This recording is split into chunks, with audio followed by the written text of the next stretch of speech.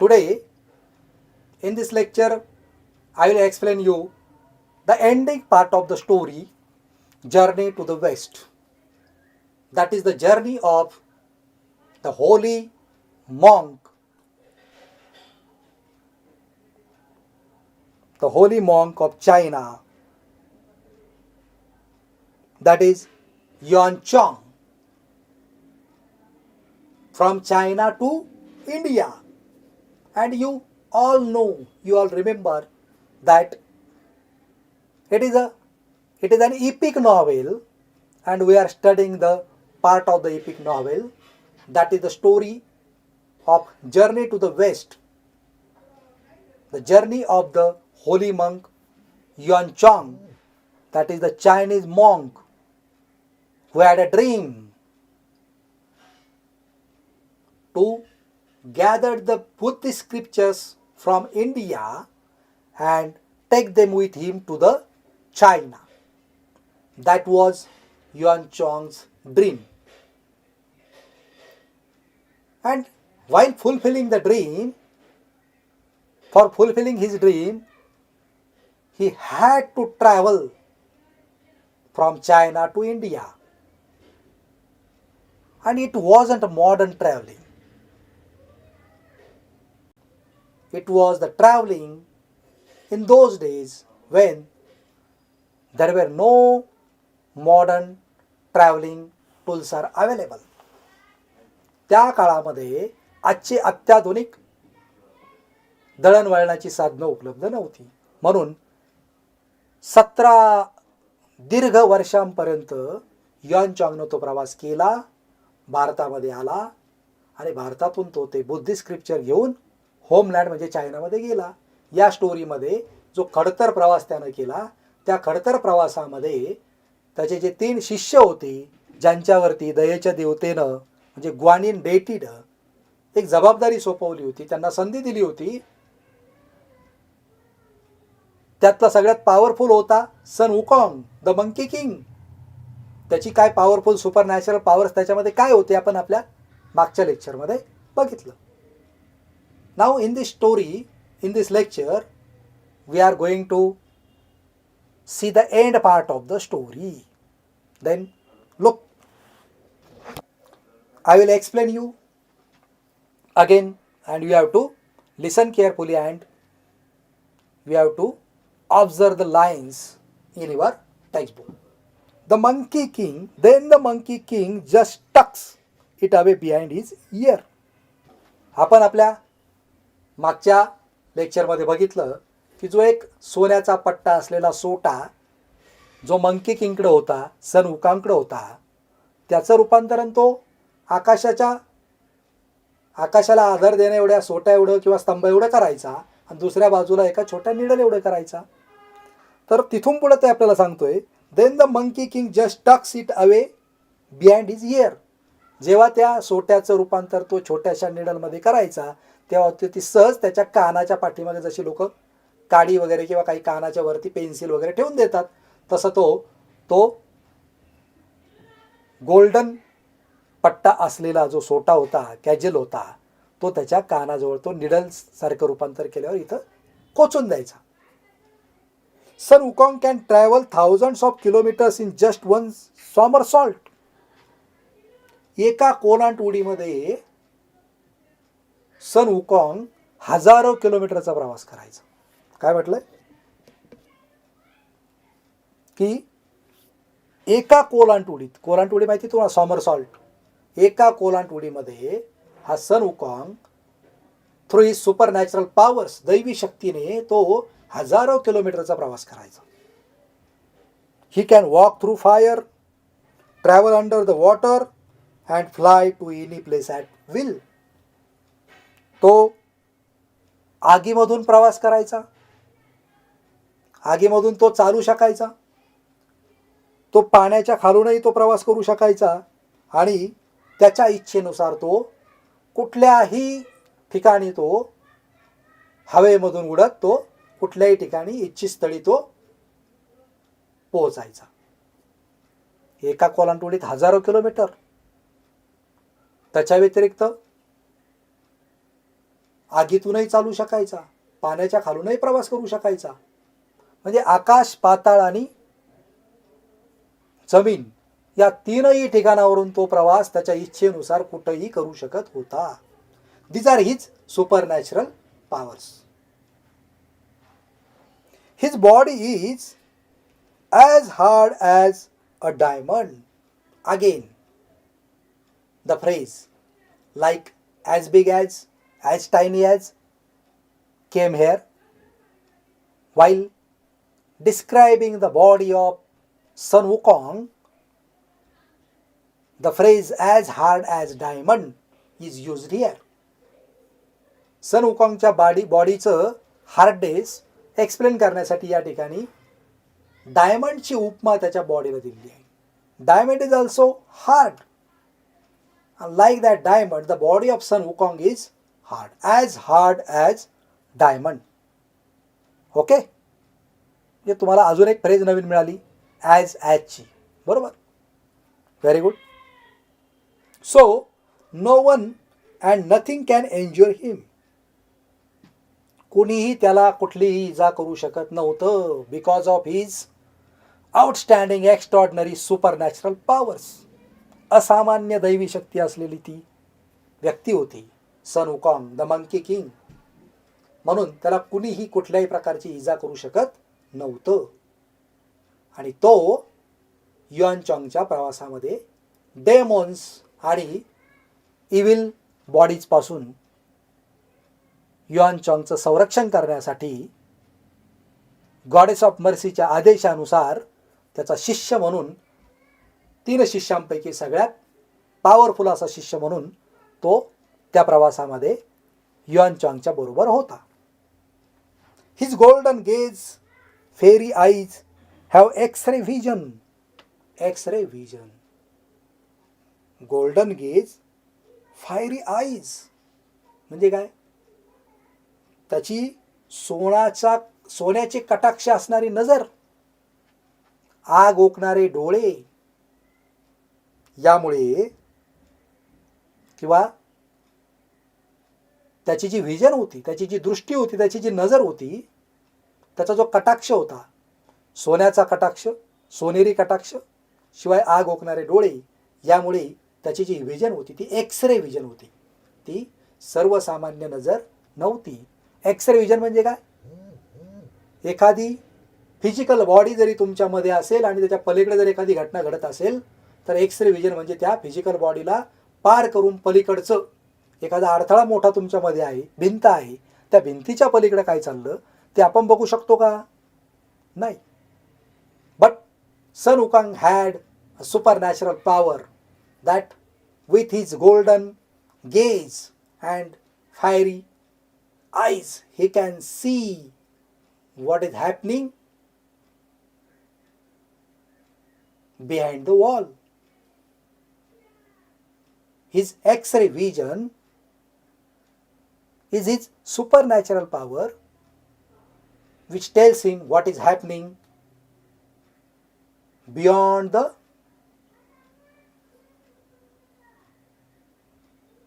Visible things. म्हणजे त्याच्या समोर असणाऱ्या, जसा आपल्या भगवद्गीतेमध्ये धृतराष्ट्राला संजय युद्धभूमीवरती नेमकं काय चाललं हे दिव्य दृष्टीनं सांगायचा, तशी दिव्य दृष्टी या सन वुकॉंगकडे देखील होती. तशी दिव्य दृष्टी एक्स-रे व्हिजन किंवा सुपरनॅचरल व्हिजन सन वुकॉंगकडे देखील होती. No one can deceive him. आणि म्हणून सन वुकॉंगला कुणीही फसवू शकत नव्हतं. Sun Wukong is brave and intelligent but he is also a trickster. असा हा सन वुकॉंग अत्यंत शूर होता, ब्रेव होता, इंटेलिजंट होता, हुशारही होता. परंतु तुम्हाला तर आठवत असेल की या तिघांनाही स्वर्गातून देवांनी काय केलं होतं? हाकलून दिलं होतं. कशामुळं? त्यांच्या काही सवयींमुळं. हा देखील ट्रिक्स्टर होता. What is trickster? फसवणूक करणारा, लुच्चा. जरी याच्याकडे एवढ्या सगळ्या शक्ती होत्या, सुपर नॅचरल पॉवर होते, तरी याच्यामध्ये देखील थोड्याफार प्रमाणामध्ये डेमोन होता, राक्षसी प्रवृत्ती त्याच्यात होती. तो देखील ट्रिक्स्टर होता. त्याच्या पॉवरचा वापर चांगल्या कामासाठी करण्याच्या ऐवजी कधी कधी तो वाईट कामांसाठी देखील करायचा. तो काय होता? ट्रिक्स्टर होता. He loves to have fun. त्याला गंमत जम्मत करणं, कुणाची खिल्ली उडवणं, कुणाची त्याच्या सुपर नॅचरल पॉवर थ्रू छळ करणं त्याला आवडायचं. And some of his super powers help him to just that. आणि अशा प्रकारचा छळ करण्यासाठी, कुणाची गंमत करण्यासाठी, कुणाची खिल्ली उडवण्यासाठी त्याची जी सुपर नॅचरल पॉवर्स होत्या ज्या आपण बघितल्या, त्याची त्याला मदत व्हायची, त्याचा तो उपयोग करायचा. He has a vase which can suck in anything or anyone. त्याच्याकडे एक असं पात्र, भांड होतं, व्हेस, की ते भांड कुठल्याही वस्तूला, व्यक्तीला खेचून घ्यायचं किंवा शोषून घ्यायचं, गायब करायचं. It was also the part of his super natural power. The magical वेस, एक जादूचं भांड. He can simply point at a lock and open it.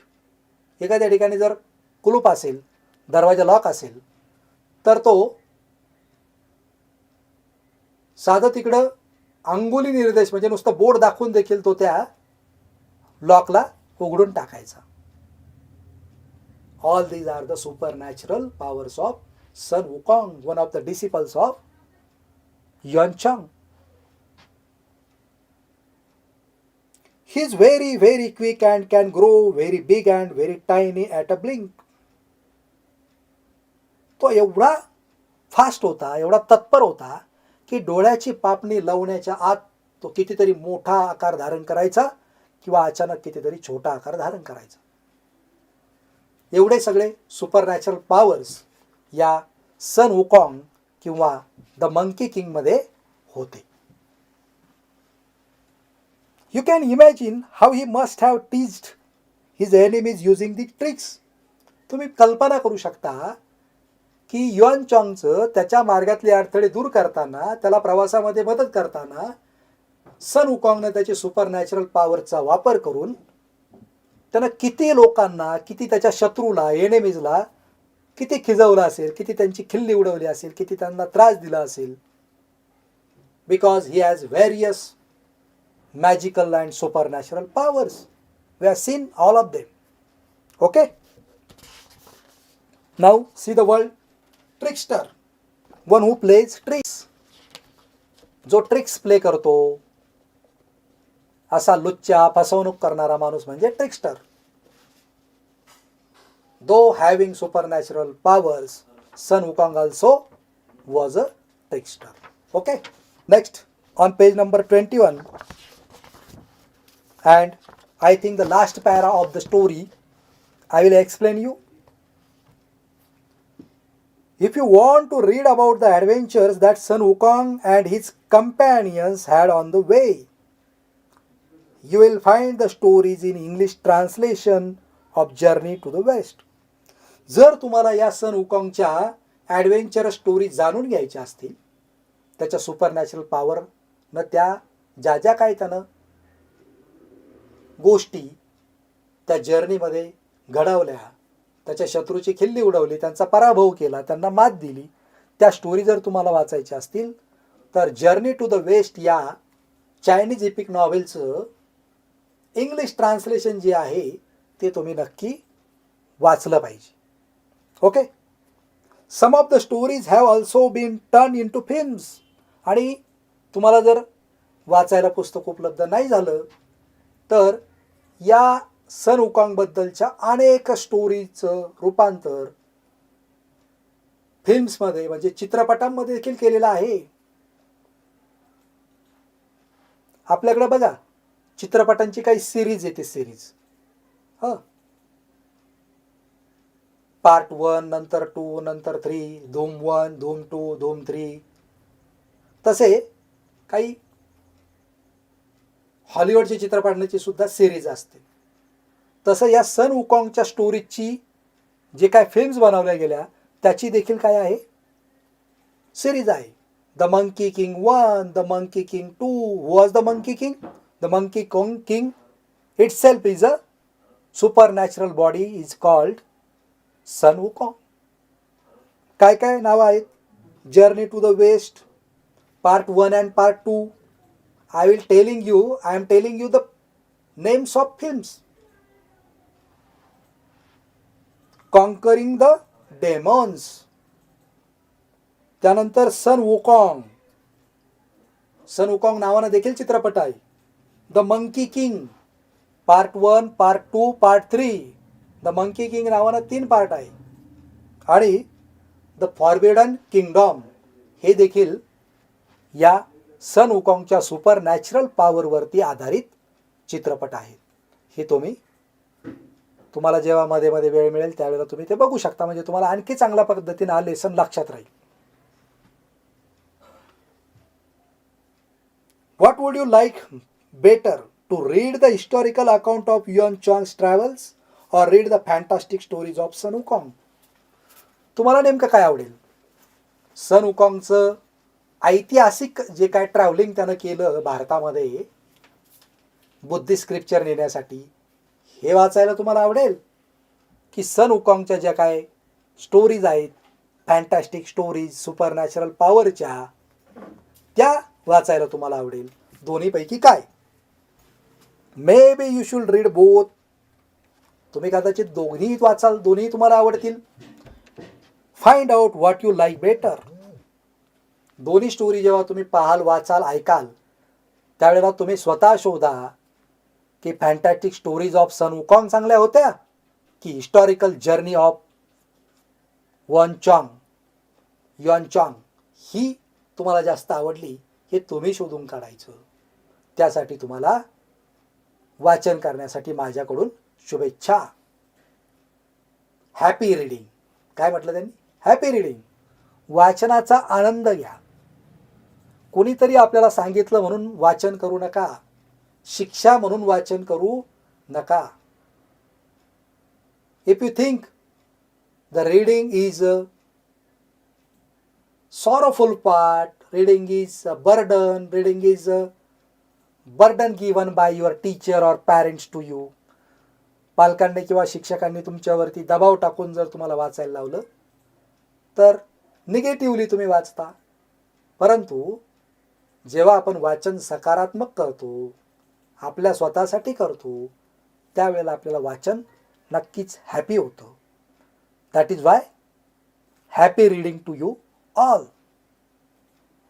We have finished the story of Yuan Chang, that is the part of journey to the west. Some questions are there. I will show you the questions and their answers are also given there. See the first slide. The question is, which qualities of Sun Wukong are mentioned in the lesson? What? Which qualities of Sun Wukong are mentioned in the lesson? What you have to do? You have to read the lesson carefully and you have to find out the mentioned qualities and which qualities are not mentioned in the lesson. Okay? This is the task for you. This is the homework for you. You have to underline the mentioned qualities of Sun Wukong from the lesson. And you have to find out in this question which qualities are given and they are not mentioned in the story Journey to the West. I will show you the answer to this question. Just see. After seeing this answer, we have to underline the qualities which are mentioned in the story in your textbook. Okay? तुमच्या पुस्तकामध्ये इथं दिसत असलेल्या क्वालिटीजला पुस्तकामध्ये त्या ओळी शोधून नीट व्यवस्थित वाचून त्या क्वालिटीज तिथं काय करा? अंडरलाइन करा. Okay? Next question. Some nouns are given in the chart. The question is that classify the following nouns as countable and uncountable. Countable nouns and uncountable nouns. Try to classify them. Again, the answer is given for you. Countable nouns are country, story, word. Uncountable is milk, hair and fire. अशी nouns की जे आपण मोजू शकतो किंवा अशी nouns की ज्यांना आपण मोजू शकत नाही क्वांटिटीमध्ये. That is countable and uncountable. The answer is given for you. You can classify them and you can think upon it. Okay? Very good. Again, the next task is given for you. That is match the pair. As big as tiny as sweet as. Okay? And the answer is as big as an elephant, as tiny as a needle, and as sweet as sugar. Okay? In our lesson also, we have seen three phrases like this: as big as tiny as hard as. Okay? You have to find them out and write down in your notebook. Okay? We have seen in the story the nicknames or the second names of three disciples of Yuan Chang. The question is given to you. Match the following: Sun Wukong, Zhu Bazi, Xia Wuzing. And some names are given. Which option is related to these three disciples? You have to find out. And after finding out, you have to write them in your notebook. The answer is also given to you. The Sun Wukong is called the Monkey King, Zhu Bazi is called Pixie, and the Xia Wuzing is called Sand Priest. Okay? Very good. The last question for you is that what is the novel about? Three options are there: about folk tales, about China, or about Yuan Chang's famous pilgrimage. What is the answer? The last one is answer: Yuan Chang's famous pilgrimage.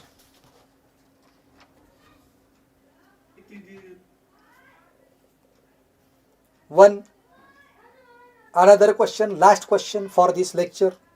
Yuan Chang wanted to take Buddhist scripture from where to which place? The answer is